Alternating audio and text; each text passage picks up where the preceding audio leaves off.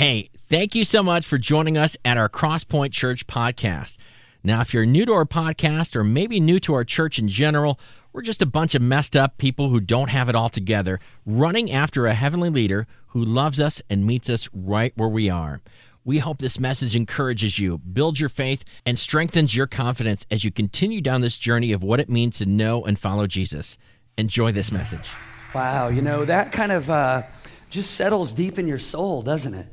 And sometimes we need things to settle deep in our souls. I mean, there's just something amazing when things like move us as they do. And, some of the lyrics of that, there's something about like knowing somebody loves you. There's something about like hearing the words, I love you.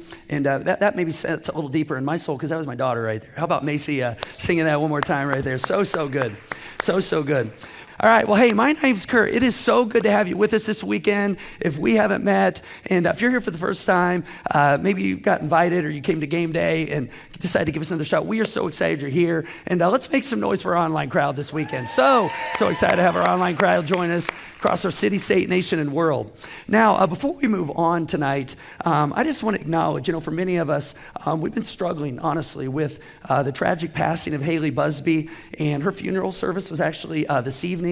And we've just been in prayer for our community and grieving with many of the family friends that were very close to her, but really our whole community has been grieving. And so we want to invite you to join us and just continuing to pray for our community, for many of the families, the students that have been affected, and, just this heartbreaking loss. It's never an easy thing. Very cool to see the community come together in moments like this.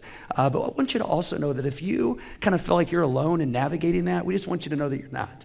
We're here to come alongside you. In fact, even tonight, if you'd like somebody to pray with you before you leave, we've got a prayer team in the room. And when everybody else exits at the end of our service, you can stay right where you are. They would be happy to come and just have a word of prayer with you, encourage you a bit. And so we just want you to know we're here for that. Now, if you're tuning in online and you'd like somebody to pray with you, we'd love to do that as well.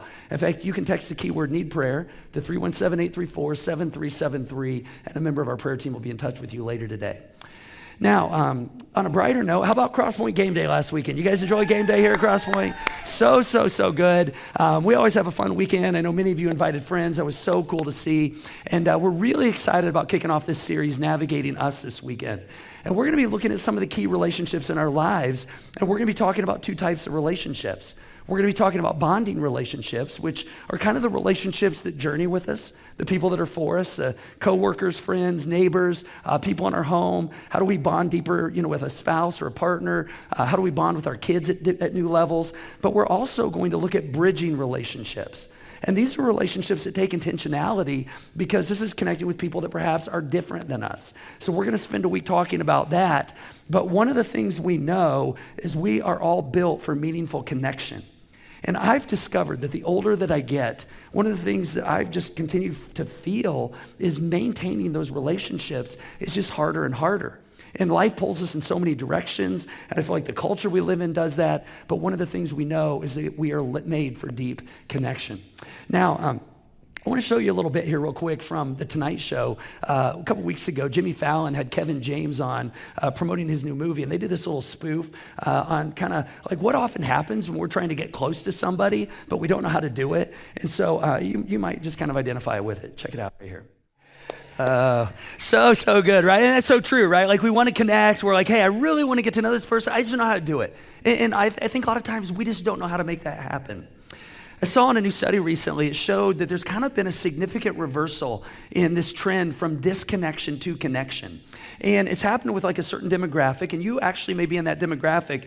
And what they did is they looked at young adults ages 18 to 34, and they looked at the difference between the group of these young adults who actually were connected to a church and those who didn't have a connection to a church. What they found was really, really fascinating. In fact, they found that 75% of those connected to a church community felt like they had a meaningful and impactful life versus 49% of those not connected to a church, which is a pretty big difference right there. And then they looked at young adult men, and this was even more telling. 27% of young adult men who are not connected to a life-giving church community felt a significant connection with somebody versus 68% when they were connected to a church community. That's a massive, massive gap. And then among females, it was a 22-point difference. And so this is just really fascinating because, if you're a regular part of our church community here, what that means is you're a big step ahead. All right, you're like on the path toward some of the connections that God actually created you for. Now, what that also means is, if you're somebody who watches online, which we're excited you're here, if you just walk in, sit in a row, but you don't have any connections, then you're actually missing some of those deeper things that God actually created for you to experience. So how do we do that? How do we form those connections, whether it's with our church community, whether it's with our families? How do we create those bonding moments? Because a lot of times we're I just honestly don't know how to create those deeper bonds. And so that's what we're going to look at today. Now, next week we're going to begin looking at individual relationships, from friendship to parenting to husband, wife, all kinds of relationships. But today, just in general, how does bonding occur? Now, to kind of illustrate this, I want us to think of this through this kind of little prop right here. This is a piece of Velcro. And isn't Velcro amazing? It's so satisfying, right? Oh man. And you can't really see this, but Velcro is just a bunch of little hooks and a little loops. And really Velcro, the strength of Velcro is based on how many hooks and loops there are that are getting connected. And the stronger the connection right here, the more hooks and loops. And so today, I want us to kind of look at what are some of those hooks and loops in our key relationships that help bond us together. Now, we're going to look at 3 powerful hooks and loops today. And as we do this, I want you to think about a relationship in your life. Maybe 1 or 2 that perhaps you want to take a bit deeper. And we're going to look at this through the lens of a story in the New Testament. And this is Paul, the Apostle Paul. He writes a letter to these people in Rome. And we're going to look at this letter. Now, whenever we talk about Paul, I always like to kind of mention that, Paul, if you're kind of new to church or, you're kind of like, gosh, all these church people, they seem to know all the stories of Jesus. They must have grown up with this. Paul didn't grow up with that. And not everybody here at Crosspoint did either. That's why Crosspoint's a great place if you're not sure about faith or where to start. But Paul, he didn't grow up in a home that centered around Jesus. In fact, he was actually against Jesus for much of his life. And then eventually he discovered who the real person of Jesus was. And it changed things for him. And then not only did he go all in when he discovered who Jesus was, but he kind of became the mouthpiece for a lot of people and what it means to connect with Jesus and grow and what it means to know God. And so I want to read you a part of Paul's letter here to the Romans. Now, I'm going to tell you something. There's parts of Romans that people like to take out and put on their screensaver, put on their phone as wallpaper. This is not that passage, okay? Just so you know. This is the part where you get to it and you're I think I'm just gonna skip this, all right? There's all these names that are hard to pronounce and all this information and you're just I don't even know what to do with this. And so you're probably not even gonna hear many teachings on this, outside of tonight. So the reason we're gonna look at this though, is there are some big takeaways in this on developing deeper human connection, all right? And so this is kind of a selfie, if you will, of Paul's relational life. So I'm going to read this whole section. I'm going to warn you, it's 16 verses long. I don't think I've ever read 16 verses straight, all right, in a service. Are you guys up for this right now? You think you can do this? 16 verses. All right, here we go. Here's what he says. He says, I commend you, our sister Phoebe, a deacon of the church in Cenchreae, and I ask you to receive her in the Lord in the way worthy of his people, and to give her any help she may need from you. For she's been the benefactor to so many people, including me. Greet Priscilla and Aquila, my co-workers in Christ Jesus. They risked their lives for me. Not only I, but the churches of the Gentiles who are grateful to them. Greet also the church that meets in their house. Greet my dear friend Epaphras, who was the first convert to Christ in the province of Asia. Greet Mary, see, I know that name right there, who worked very hard for you.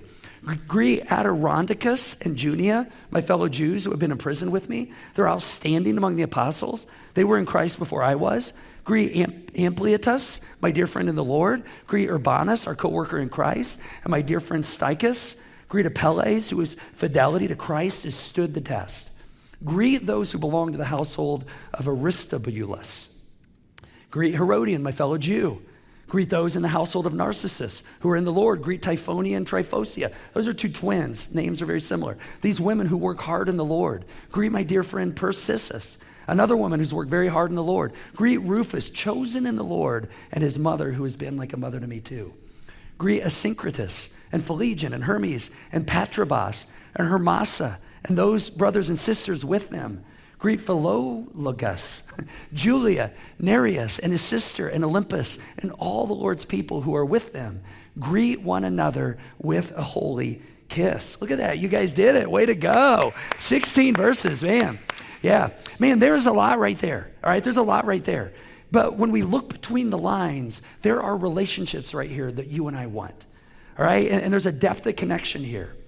Now, I want to pull out 3 connectors, and the first one is a very, very powerful one that we see in this story right here, and that is shared mission. See, there's something that linked all of these people together, and that was their commitment to Jesus and that they served together for a period of time. Now, when you look at Paul, when you look at his selfie snapshot right here, one of the things you get is a very, very diverse group of people, all right? His friendship group was very diverse. For example, socioeconomically diverse, all right? In the ways we know this is some of their names. Names were a big deal back in the first century. And so you would be named, but then kind of as you progress socioeconomically, you would get renamed. And so in the Roman world, names meant a lot more than they do today. Like, for instance, my name's Curt, and that doesn't tell you a lot about me other than it means I'm like 40 or 50 years old because nobody's calling their kids Curt anymore. Like, my name's not on the top, 100 baby names anymore. I think it's a solid name. Some of you are expecting. I think you got to go with it. All right, we need to bring Curt back. How about that? All right, but that doesn't tell you much about who I am, right? People, scholars who understood the first century in names, what they found was about half of these names right here were actually current or former slaves in the Roman Empire, which meant that many of these people were at the bottom of the social stratus. You also had people at the upper end. You had Phoebe, who was a benefactor. All right, we're going to talk about what that means in a moment. That means she's very connected, very wealthy, right? And so you have Priscilla and Aquila and Narcissus who had these houses that were big enough to house a whole church. So again, pretty wealthy. So you got kind of the wealthy, you got people at the lower end of the social strata, you got people in the middle, so you had a very diverse group of people. And then they were also diverse racially. So you have Jews and Gentiles. Now in the New Testament, it's like they talk about the Jews and then everybody else is a Gentile. But then within the Gentiles, there's all these races and ethnicities. So a lot of diversity. And then in terms of gender, you had 11 females that were mentioned in that passage right there, and there were 14 men. So Paul, being a single man, he was not alone. He was very connected with both men and women. And race and ethnicity was a big deal. And we're going to dig into that in a few weeks when we talk about bridging relationships and why bridging relationships are so important. But I want us to ask ourselves, what was it that drew this diverse group of people together? What was it they had in common? What was it that created that bonding? What was that loop and hook that connected them? Well, it was that they had a common commitment to Jesus and they were all on mission for Jesus and what he was doing here on this planet. They served together. They had a shared mission, right? They served together for a long time. They weren't just eating donuts, having coffee, hanging out saying, hey, we're all in the same space. No, they were actually doing ministry together. See, this is what bonds people together. This is one of the reasons you hear us say all the time around here at Crosspoint, hey, get on a volunteer team, get on a volunteer team. There's roles to do. I mean, there's all kinds of ways that the church happens because of volunteers, but this is one of the greatest ways to actually get connected and bonded to people is to actually serve together. Now, 2 of the names we saw in this group here, and they're the 2 we know the most about, are Priscilla and Aquila. And they're a husband and wife, and they were very, very tight with Paul. In fact, they were on his ministry team when he went to Corinth to start a church there. In Acts, it talks about how they went with Paul to Ephesus to start a church in Ephesus. So that eventually becomes the book of Ephesians. And so they were a part of these startups with Paul. And so they had this shared history of being on mission together. One of the things that was really cool to me about last weekend at game day, I kind of saw a modern day picture of this right here. We had many of our young adults and former students that are now college students or graduated from college and they're out in their careers that were serving at game day. We had a Solomon White, one of our former students, who was out serving at the coffee bar last weekend. We had a Hannah Mullen who, again, grew up here, recent grad. She's now working in media, one of our TV stations in Indianapolis. She was our sideline reporter at game day. We had Daniel Piercefield, who's one of our college students, playing tonight, but he was playing last weekend at game day. We had Erica Dejwa, another student from Purdue, who was here serving at one of our doors, hospitably welcoming people. She grew up at this church. We had my son, Matt, who was a referee, my daughter, who was in the band. I mean, it was so cool because all these students are either in college or they're in their young adult years, but it wasn't that they just all were here at the same time. What was cool was they were on mission together. See, and even in their younger years, all these students were serving. They were on teams making this place happen. So last weekend when they were all here, it was cool to see them connect, but it wasn't just like, hey, I know you because I've been here. It's like, no, we've actually been in the trenches together. And that's such a cool thing to see. Another kind of cool moment I had last weekend personally was I was standing out at the coffee bar getting some tea, and I was standing next to my good friend Angelo, who manages our coffee bar team out there, and I realized, like, I've served with him in ministry for over 30 years. He and I go all the way back to college.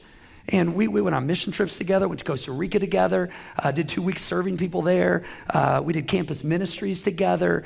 When we got out of school, he helped in the student ministry I was a part of.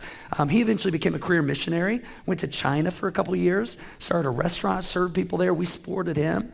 He came back, supported us as we started Crosspoint. He's been here for 15, 16 years, like just serving and, helping people experience God. I mean, imagine the bond that gets formed over those years, serving together, praying together, lamenting together. You know what lamenting means? Lamenting's like bitching and moaning together. It's like, complaining, life sucks, oh my gosh, everything's so hard. I mean, when you're going through the valleys together, but also when you're going through the mountaintops together, like we've done all sides of life together. I mean, I could list many of you. I see many of you each weekend that have been here, 17, 18 years. Another cool moment last weekend, our sound tech, Brett Bowman. I think he's been on nearly every game day running sound for 17 years consecutively. How about that? Let's give it up for Brett Bowman. Man, it was so cool. But, there's a shared connection there because we've been on mission together. And I've also had chances to be a part of significant moments in his family's life.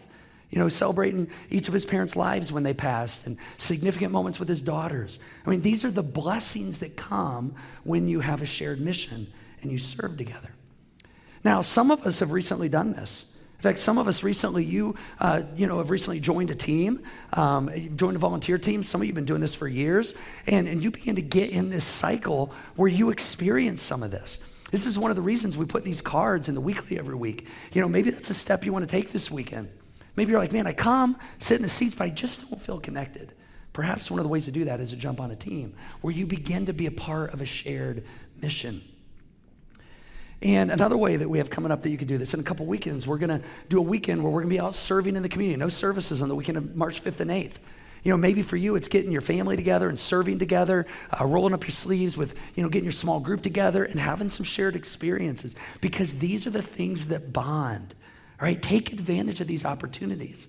These are great opportunities that strengthen these powerful connections. So this is shared mission. Now, another thing that we see that bonded this group of people in Paul's selfie snapshot right here is this idea of expressed affection. Now, this is where affection is actually expressed. This is where we actually say, hey, I love you. I appreciate you.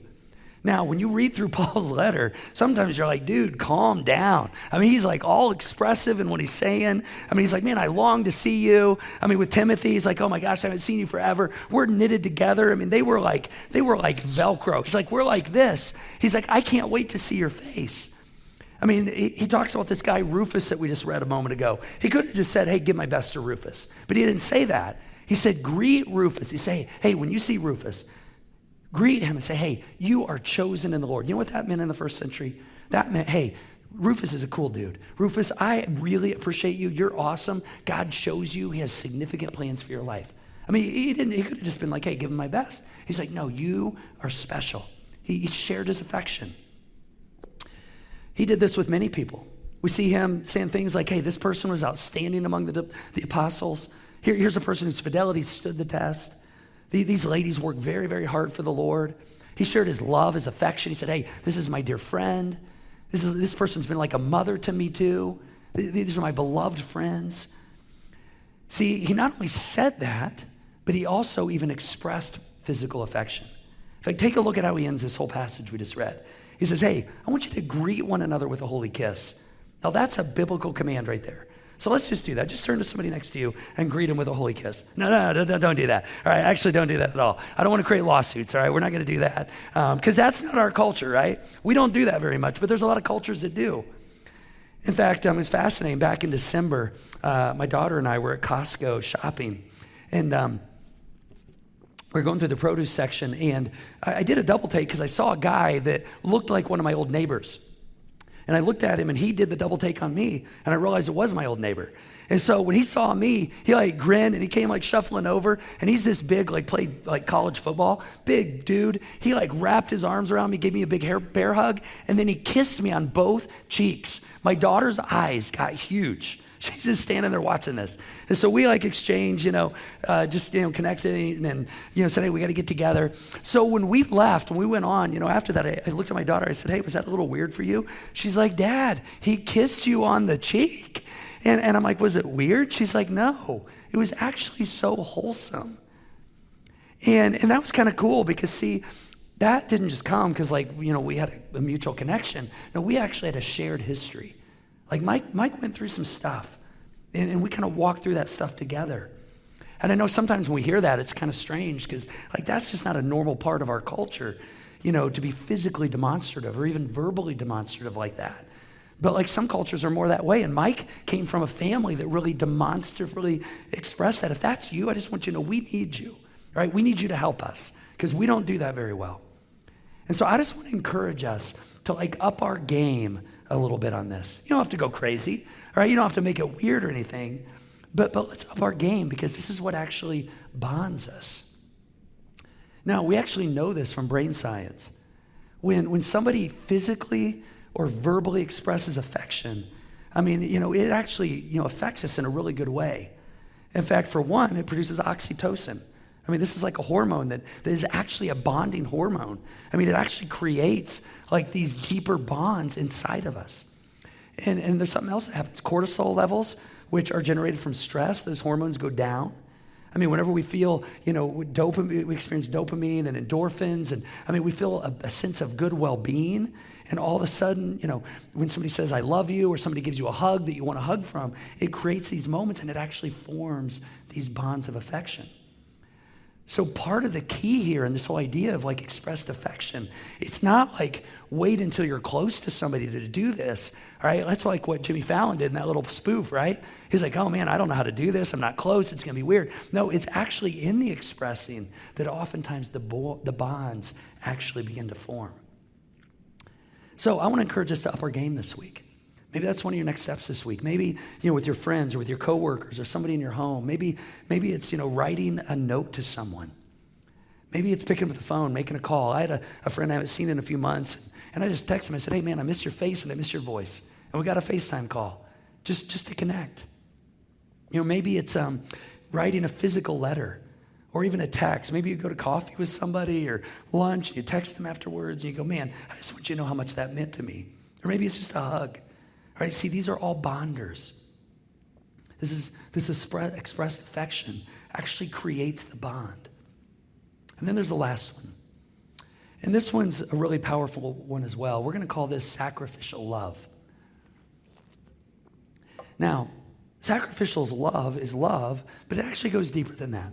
It's a love that you put into action at a cost to yourself. These are those moments when somebody goes, oh, wow, you just did that for me. You didn't have to do that. All I've got going on in my life is trouble. And yet you stepped in and you actually showed up for me. That is a bonder right there. Now, when we look at this selfie kind of people in Paul's life right here, these are all people who Paul sacrificed for and vice versa.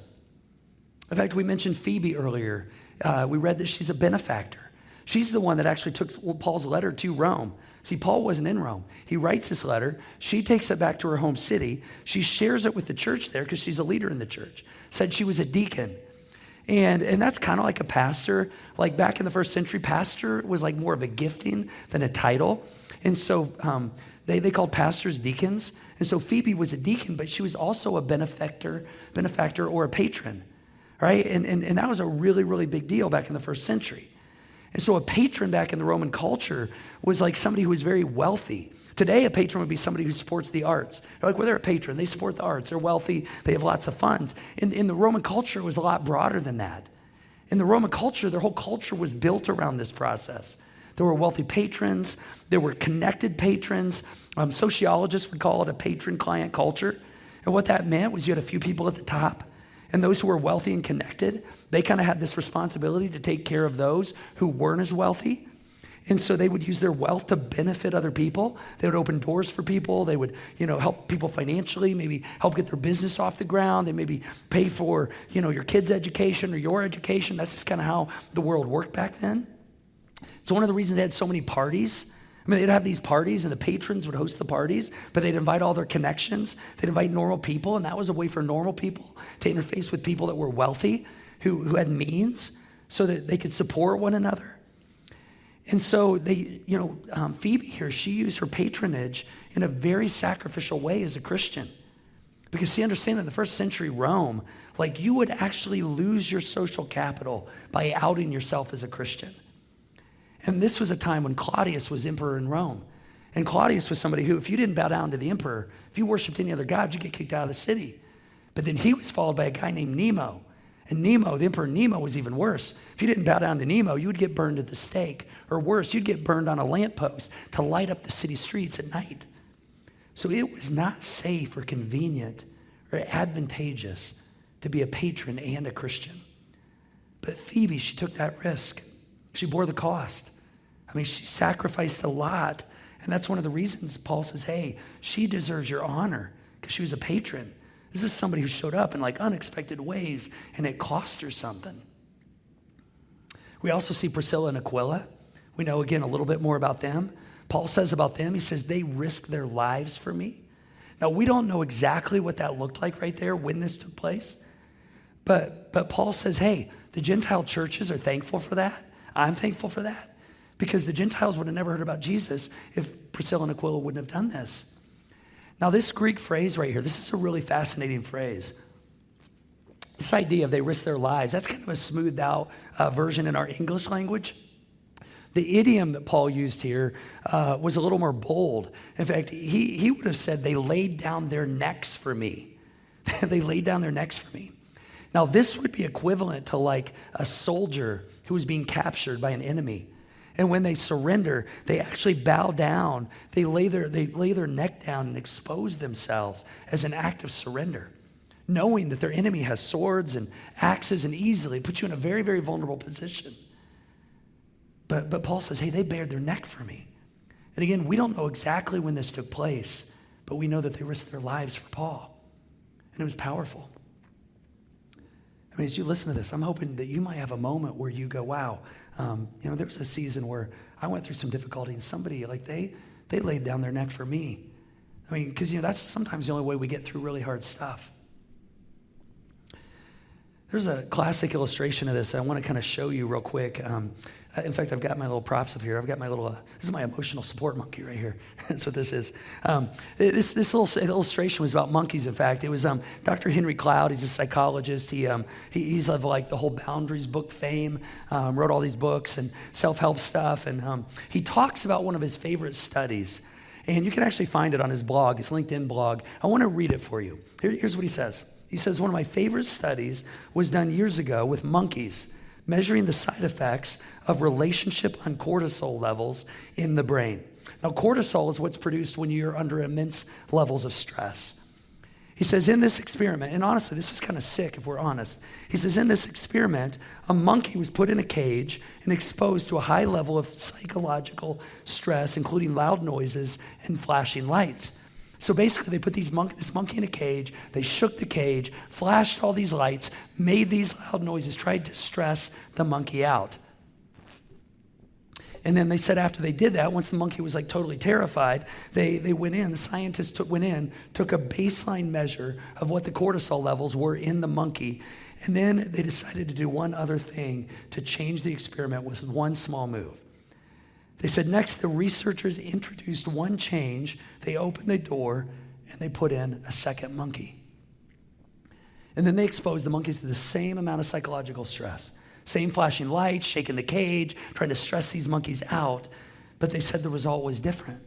When they went in and measured the cortisol levels, the hormones in the brain, they actually dropped in half in each of the monkeys. The lone monkey was only half as good at handling the stress as the pair was together. And then he asked the question. He said, who's your monkey? It's a really good question, right? Who's your monkey? Who gets in the cage with you? Like, do you have someone that'll get in the cage with you? When your cage is shaken, when life's hard, I mean, when you're just like, man, I don't know if I'm going to make it through this season. You know, we weren't made to do life alone. And see, here's the thing about being in somebody's cage. When the cage is shaken, we don't always know what to do we? I mean, we don't always know what to say. Sometimes we're like, I don't even know if I can help. Sometimes none of that matters. It's just about being there. My wife, Julie, and I, we've been kind of walking alongside some friends over the last few months, going through some really tough stuff. And every time we spend time with them, and we've been working on some marriage stuff and working on some parenting stuff that just helping their family get to a better place. And sometimes we walk away and we go, is anything landing right here? I don't know if any of this is doing any good. Hopefully it's strengthening them. Hopefully it's helpful to them. I mean, we wish we could just like fix it, like go in and just like make things better. But sometimes the only thing you can do is just get in the cage. In fact, I said to Julie this week, I said, I've come to realize maybe that's the role we're in right now. We're just here to get in the cage. Because see, when you do that, you don't do that because you're bonded to that person. When you do that, it actually bonds you with that person to a deeper place. I want us to kind of put all this together. I want us to think about, what does this mean as we go into this week? And so, we've looked at this selfie snapshot for Paul. I want you to think about the selfie snapshot of your life right now. I want you to think about your relational world. What does that look like? What's one thing you could do this week that might make a relationship stronger? All right, I want you to think about who are one or two people in your life right now that maybe you want to get closer to. And I don't know which three of these, maybe applies to you, but I want to go through them one more time. Maybe one will jump out and say, hey, here's what I'm going to do this week. Maybe if you had shared mission. Maybe you walk in this place every week, but you don't have any shared relationships. Maybe it's saying, hey, I'm gonna jump on a volunteer team. I'm gonna fill out this card before I leave this weekend. I'm gonna get in the trenches. I'm gonna have a shared mission, be on mission with people, knowing that when I do that, it creates bonds. It bonds us together. Maybe it's finding a way to serve together. Maybe it's, joining one of the Churches Left the Building weekend events coming up here in a couple weekends where you get with people and you roll up your sleeves and, serve the community. Take your family, invite friends. Maybe it's taking your small group with you. See, these things bond, shared mission bonds. Maybe this is a step you need to take this week. Maybe it's expressed affection. Maybe it's just saying, okay, how do I up my affection game this week? All right, appropriately, right? Like maybe it's dropping a note, making a phone call. Maybe it's giving a hug. I heard an amazing story this week. Simon Sinek, I'd never heard this before. I'm a huge Disney fan, but he was talking about how Disney employees, maybe you've heard this before, Disney employees, when they are trained as characters, they are trained that when a kid comes up to hug them, they can't initiate a hug, but when a kid comes to hug them, they hug them, but they're not allowed to let go until the kid releases. Think about that for a moment. They're trained that when a kid hugs them, they hug them as long as the kid holds the hug until the child decides to release. Wow.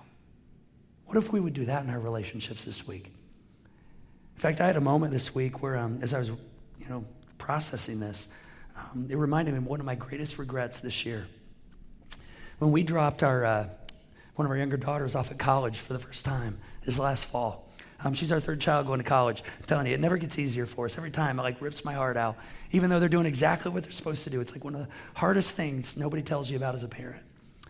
And I remember standing there on the sidewalk. It was the final moment before we left campus for the last time. She was going to orientation.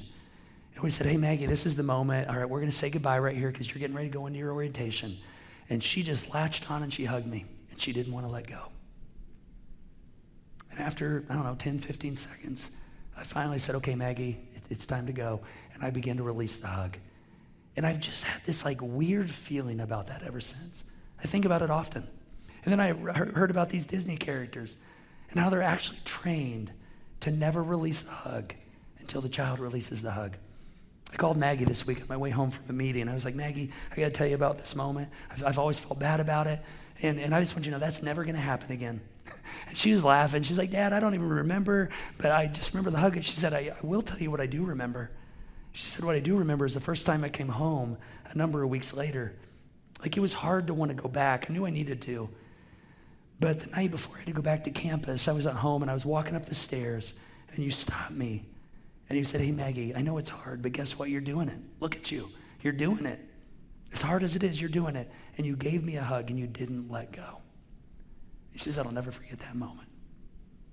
What would it look like for you this week to just up your affection? Or maybe it's sacrificial love. Is there a way to maybe move somebody by lifting them up? Maybe by stepping in to help at a cost to yourself? A way to perhaps, be that monkey, get in the cage with them. Whatever it is, I want to encourage you to take that step this week. Or it's great to hear all these things. It only begins to affect us when we take this step. And I really believe God wants us to experience this kind of bonding that Paul had. And I believe we'll get there.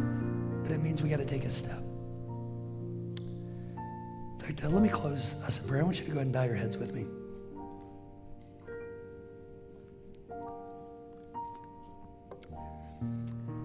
The most important connection that we can have is actually with God.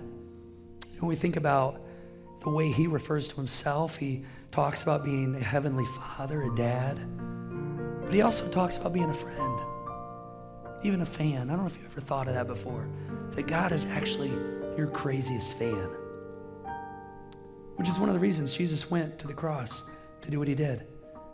He realized there was a barrier there that you and I couldn't resolve ourselves. And he said, hey, I'm going to take on that barrier at a cost to myself. I'm going to create an entirely different on-ramp through which you can relate to your Heavenly Father. And that's what he did for us, sacrificially. And his invitation always has been to just come. The invitation's always been like, hey, do you want to do this? You want to walk together through life?